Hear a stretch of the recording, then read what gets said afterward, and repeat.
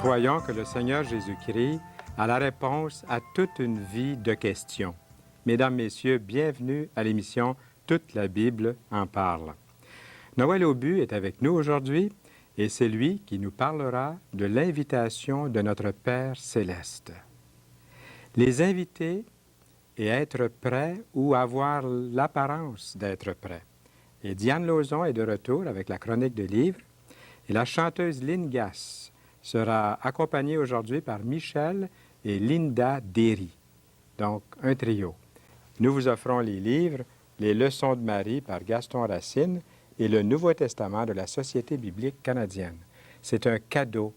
Il vous suffit d'appeler immédiatement durant l'émission. Les numéros vont paraître dans quelques secondes devant vous. Vous les notez et vous appelez à l'un de ces numéros, celui qui est la ville la plus près de chez vous, peut-être même votre ville, votre village. Vous avez ici plusieurs numéros de téléphone, comme Sherbrooke au 819-566-6946, Saint-Élie 819-829-0428 et la Rive-Sud de Montréal 514-467-9966. Et sans plus tarder, nous allons maintenant directement à la chronique de livres avec Diane Lauzon. Bonsoir. Bonsoir. Eh bien, ce soir, je vous ai apporté des volumes qui vont nous faire une entrée en matière en ce qui concerne le livre le plus merveilleux, le plus actuel, c'est-à-dire la Bible. Le premier volume est édité à la Ligue pour la lecture de la Bible et il est écrit par John Sherrill, un homme qui a 20 à 40 ans d'expérience. Il va nous faire cheminer avec lui son approche quotidienne de la parole de Dieu et comment il y a découvert un message personnel chaque jour. C'était un homme qui a approché avec différentes techniques, très érudits, des dictionnaires, des commentaires, mais ça le laissait insatisfait, pas vraiment interpellé, ça devenait très intellectuel. Alors, ce monsieur-là va nous montrer comment la Bible est actuelle et comment on peut la savourer. Très bien, ça me donne le goût de continuer à avoir mon ami la Bible comme compagnon. C'est ça.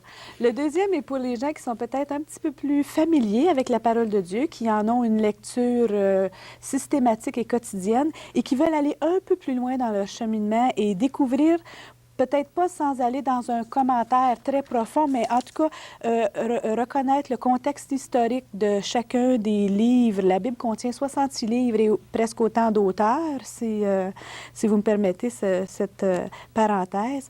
Et puis aussi, dans ce volume-là, on découvre quel est le centre du message de chacun des livres et le thème qui est développé. Un excellent outil pour compléter une lecture quotidienne. Oui. Pour les plus jeunes comme les plus vieux, une entrée en matière quotidienne avec la Bible. Ce volume-là va vous faire vivre la Bible chaque jour, tout au long de l'année. Dans un premier temps, vous allez trouver à l'intérieur une lecture quotidienne. Dans un deuxième temps, à chaque semaine, vous découvrez un thème qui va vous accompagner tout au long de la semaine. Et plutôt que d'avoir une lecture chronologique comme dans la Bible qu'on connaît, on a pris les textes qui touchent le thème, qui développent ce thème.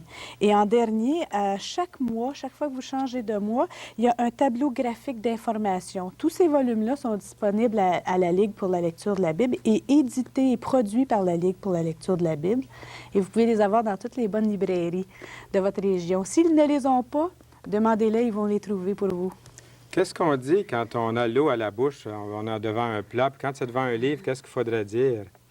Oh là! Les yeux pleins d'eau? Non, ça lirait mal. Oui, ça lirait assez mal. Le cœur rempli de joie, parce que le livre, c'est le meilleur ami qu'on puisse avoir. Oui. Surtout ces livres-là, ça vaut vraiment la peine de se les procurer. Oui. Avec les années, j'ai découvert que pour grandir, pour maturer, la lecture est un excellent outil. Amen. Revenez nous voir, Diane Lauzon. Merci beaucoup pour cet encouragement à lire les livres et la parole de Dieu par le biais de ces livres. Merci. Et puis Noël. J'allais dire quelque chose. Oui, qu'est-ce qu'on dit, Noël? On n'a pas mentionné le numéro de téléphone de je la le Ligue. demande chaque fois. Ben oui. Puis là, je l'ai... Bien, Tu l'as oublié. On y va, c'est le 445. Non, 465-0445. Je ne sais pas pourquoi j'ai gardé toujours ça. C'est le 465. Oui. 0. 445. C'est ça. C'est ça. Et puis, on peut parler au personnel de la Ligue. C'est ça. Noël Aubu, vous êtes le directeur Oui, de la Ligue. oui, Et puis, c'est bon de connaître le numéro de téléphone comme ça aussi facilement. c'est ça. J'imagine que vous le dites plusieurs fois par jour, ce numéro-là. Pas moi surtout. Non. Pas moi, mais Diane le dit. Oui, c'est vrai. Alors, vous voyez assez fréquemment. Vous êtes dans la même maison et puis À tous les jours. à tous les jours. Oui. Eh bien, qu'est-ce que nous avons? L'invitation de notre Père céleste. Alors, ce soir, on continue notre marche à travers les paraboles. On avait dit au début qu'on faisait toutes les 3 émissions, dont moi je suis ici. Alors, on va voir des paraboles de Jésus, qui sont des histoires que Jésus nous raconte pour nous faire comprendre quelque chose. Et dans la première parabole, on a vu un père qui aimait ses fils. C'était celle du fils prodigue. Et puis, ce père était sorti pour les accueillir tous les deux.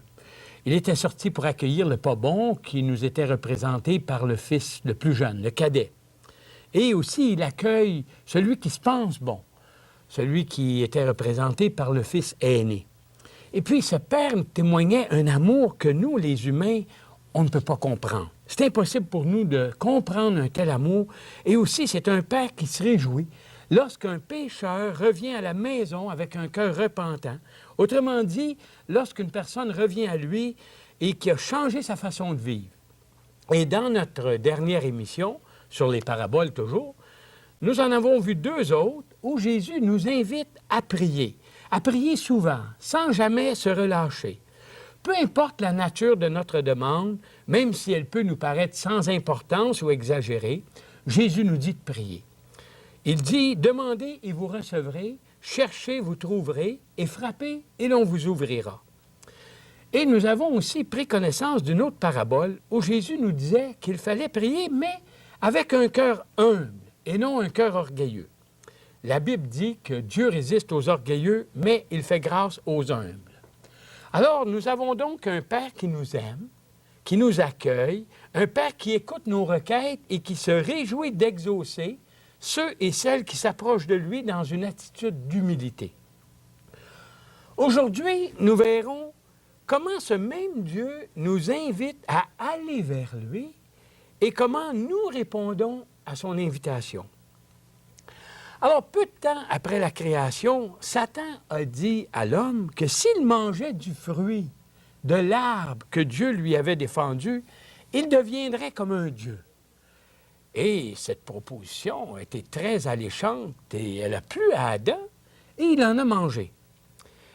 Mais ce qu'il ne savait pas, c'est qu'à ce moment-là, il coupait sa relation avec Dieu et du même coup, il devenait l'esclave de Satan. L'homme, une créature et non un Dieu, est maintenant coupé de celui qui peut pleinement satisfaire ses besoins profonds, son Créateur. Son nouveau maître, Satan, ne peut nullement satisfaire ses besoins. Au contraire, il lui en crée même de nouveaux.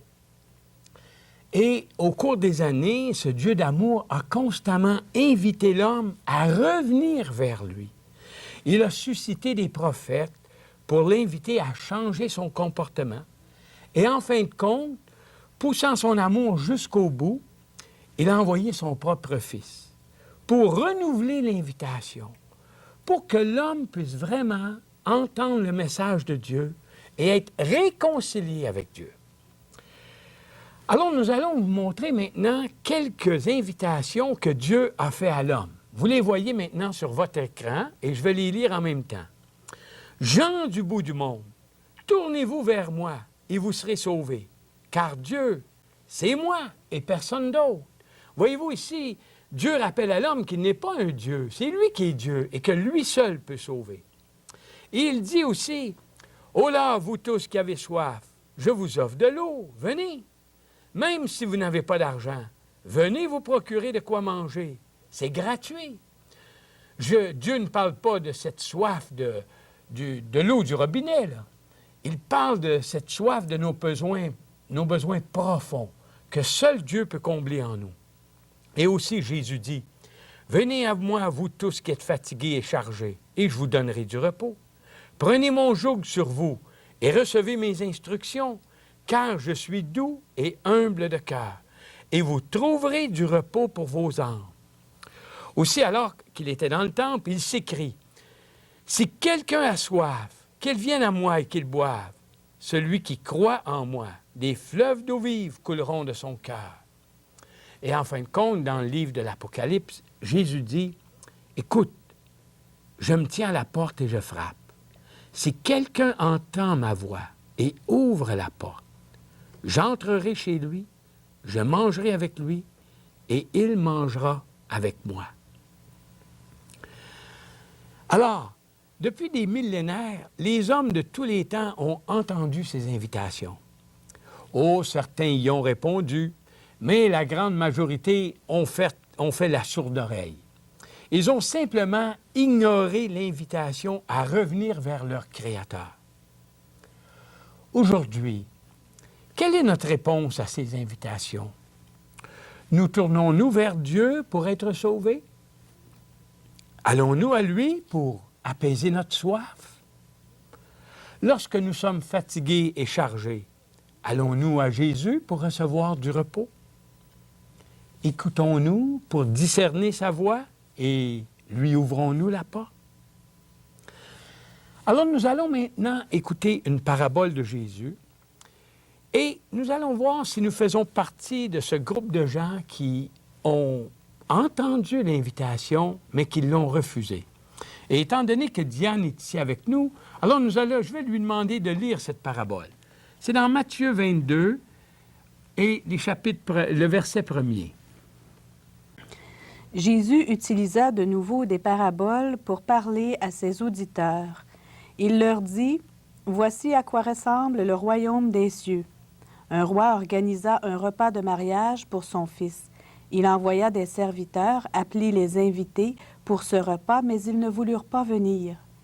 Il envoya alors d'autres serviteurs avec cet ordre. « Dites aux invités, « Mon repas est préparé maintenant, mes taureaux et mes bêtes grasses sont tués, tout est prêt.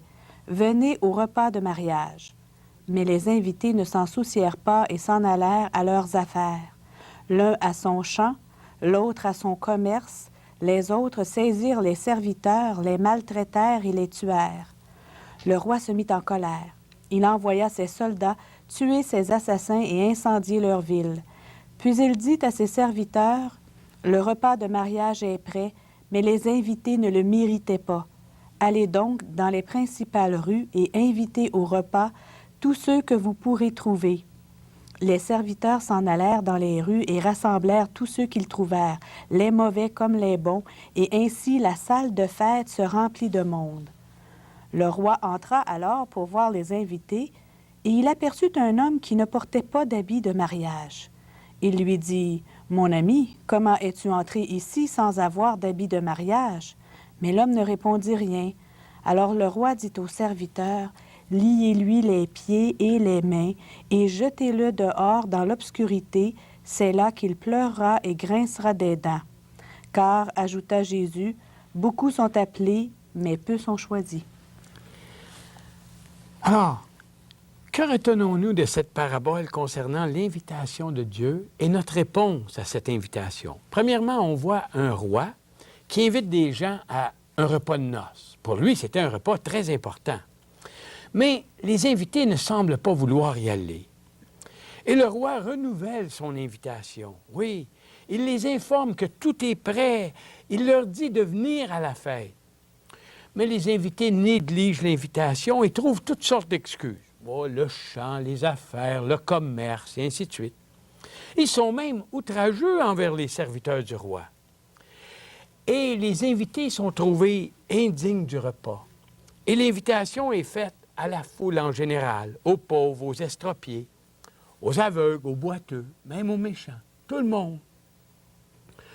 On peut voir que ce n'est pas leur statut social qui les rend dignes de cette invitation. L'invitation est une faveur non méritée du roi. Et dans un terme qu'on entend souvent, c'est une grâce que le roi leur fait. Et en même temps que l'invitation est faite aux démunis, elle est retirée aux premiers. Et aussi, un autre point très important, c'est qu'on n'entre pas dans la salle du roi habillé comme on le veut. Il faut un habillement spécial. Alors, qu'est-ce qu'on conclut maintenant? Oh, il est vrai que cette parabole concerne premièrement le peuple choisi de Dieu, le peuple d'Israël. Mais elle nous concerne tous aujourd'hui, cette parole de Jésus. Nous qui vivons en 1993, vous qui écoutez cette émission. Encore aujourd'hui, Dieu envoie ses serviteurs le long des haies, dans les rues, vers les boiteux, les aveugles, les étudiants, les nobles, les petits, les grands, peu importe. Il utilise différentes façons, la télévision, comme aujourd'hui, les rassemblements, l'Église, peu importe. Mais que faisons-nous de l'invitation que Dieu nous fait de se tourner vers lui? Quelles sont vos excuses? Je n'ai pas le temps? Oui, ça c'est commun. On nous a bourré assez de mensonges quand on était jeune. Ne me parlez plus de cela. On entend ça parfois. Oh, c'est vieux jeu, votre histoire. Moi, je fais ce qui me tente. Hein? J'ai bien le temps d'y penser. J'y penserai quand je serai vieux. C'est pas moderne. Les temps ont changé. On ne pratique plus cela maintenant. Peu importe. Jésus est venu nous dire que notre Dieu, notre Père céleste, nous aime et qu'il nous invite à rentrer au ciel, notre vraie demeure. Mais il y a un chemin pour entrer au ciel. C'est le chemin que Jésus a tracé lui-même. D'abord, il est lui-même le chemin, mais le chemin qu'il a tracé pour nous, c'est le chemin de la croix. Oh, prenons garde. On n'y entre pas comme on veut. Hein? Il faut être revêtu d'une robe spéciale. Nous l'avons vu dans la parabole. Et cette robe, c'est celle qui est le sang de Jésus. C'est notre robe de justice qui nous permet de nous présenter devant le Père céleste. Et alors, il nous voit comme il voit son Fils. Peu importe la vie que nous avons menée avant. Alors, on peut se poser la question, de quelle robe est-ce que je suis revêtu, moi? D'abord, est-ce que j'accepte cette invitation? Et qu'est-ce qui me revêt? De la robe de Jésus ou de mes propres œuvres? Pensez-vous avoir fait suffisamment pour mériter le ciel? Pensez-vous avoir souffert assez pour mériter le ciel? Si c'est le cas, vous vivez dans l'illusion. Oui, dans l'illusion. Parce que la Bible dit, et je vous cite un verset, « Car c'est par la grâce de Dieu que vous êtes sauvés, au moyen de la foi. » Autrement dit, de mettre sa confiance en Dieu. Ce salut ne vient pas de vous. Il est un don de Dieu. Il n'est pas le résultat de vos efforts. Et ainsi, personne ne peut se vanter. Alors, je crois que ce verset, cette parole de Dieu, elle est très claire. On ne peut pas accepter l'invitation de Dieu ou dire que nous l'acceptons et lui dire aussi, « Ah, bien, écoute, moi, je vais y aller de mes propres moyens, à ma façon. » Et vous savez que c'est commun aujourd'hui. On dit ça souvent. Moi, je fais comme je veux. J'ai mes droits. Et si Dieu me veut dans son ciel, mais il m'acceptera comme je suis. C'est vrai qu'il va vous accepter comme pécheur, mais un pécheur repentant. Un pécheur qui se plie à la volonté de Dieu. Et non pas qui veut continuer à faire sa propre volonté. Ce qui est important de se souvenir, c'est que ce Dieu vous aime. Ce Dieu vous aime et il vous veut avec lui pour toute l'éternité. Et vous savez, Jésus, il est au ciel présentement. Et il nous prépare une place. À tous, vous allez dire? Non. À ceux qui l'ont accepté. À ceux qui ont suivi ce chemin pour aller au ciel. Qui ont suivi Jésus. Qui l'ont reçu dans leur cœur. Alors, mes amis, aujourd'hui, vous voulez le recevoir? Vous voulez qu'il vous prépare une place dans le ciel? Dites-lui, ouvrez-lui votre cœur. Noël Aubu, merci beaucoup. L'invitation s'adresse à chacun et chacune. C'est merveilleux. Je pense à ce cantique « Oh, la paix que Jésus donne, je ne la connaissais pas. Tout sur mon chemin rayonne depuis qu'il conduit mes pas. » Alors, c'est ce que nous souhaitons. Vous êtes invités. Venez à moi, vous tous qui êtes fatigués et chargés, et je vous donnerai du repos, dit Jésus dans l'Évangile. Dans cet Évangile, bonne nouvelle aujourd'hui, on peut retrouver toutes ces paroles de vie. Alors, vous pouvez les regarder. Immédiatement, je ne sais pas si on va vous mettre les numéros de téléphone pour que vous puissiez encore les noter et puis nous appeler au cours de l'émission. Il nous ferait plaisir. Vous les avez maintenant. Notez-les rapidement. Ils sont là, le 403-449-52-91, le premier en haut à Edmonton. Je vous donnerai les autres un petit peu plus tard au cours de l'émission. Le trio Lingas, Michel et Linda Derry ont accepté notre invitation et j'aimerais vous dire que lorsqu'ils chantent, lorsqu'ils ont chanté il y a 1 an ensemble en trio, ils ont chanté en nous apportant un message, beaucoup plus que simplement nous divertir. C'est vrai que nous le sommes divertis lorsqu'ils chantent, mais il y a un message aussi de rattacher à chacune des chansons que nous entendons à Toute la Bible en parle. Alors, nous espérons que lorsque vous... c'est vrai qu'il y en a des fois qui vont même nous téléphoner, en profiter pour composer les numéros et nous appeler pendant la chanson. Mais aujourd'hui, je vous demanderai de faire un spécial, peut-être d'appeler lorsque je parlerai après la chanson, afin que vous puissiez entendre les paroles de cette chanson.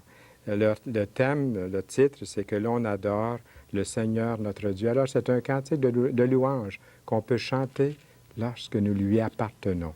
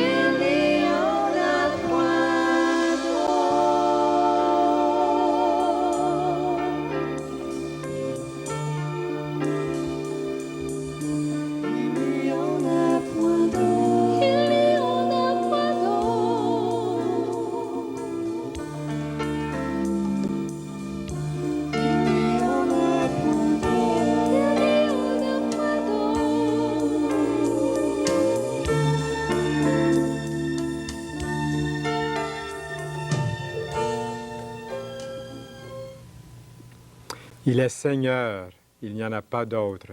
Les martyrs, leur dernière parole, c'était « Jésus-Christ est Seigneur ». Merci beaucoup, le trio Lingas, Michel et Linda Derry.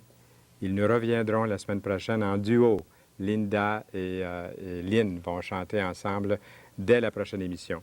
J'ai le plaisir de vous montrer rapidement les 2 livres, Bonne Nouvelle aujourd'hui et aussi les leçons de Marie, Mère de Jésus, notre documentation qui vous est offerte gratuitement, ainsi que les numéros de téléphone afin que vous puissiez les noter et immédiatement au cours de l'émission, si possible, nous appeler. Le 819-523-2340, c'est la TUC.